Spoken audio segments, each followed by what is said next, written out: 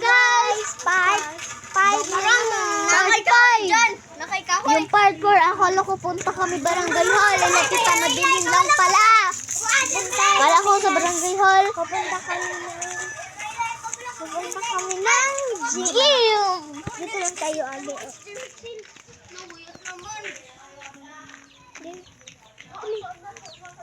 So, ayan, bahay ng tita namin. At ito, bahay ng tita namin. Yan yung pupuntahan namin. Pero akala ko sa barangay yan yung part 4. Pumunta kami dyan.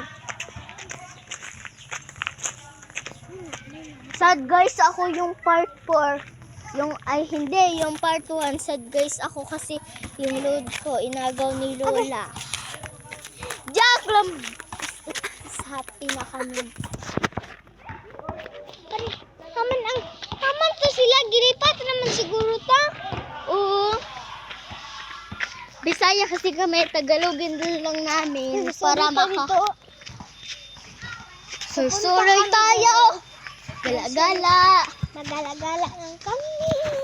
Hanggang part 10 to taman ay hanggang part 10. Wala, babay mo na guys kasi part 6 na lang, part 6. Bye-bye.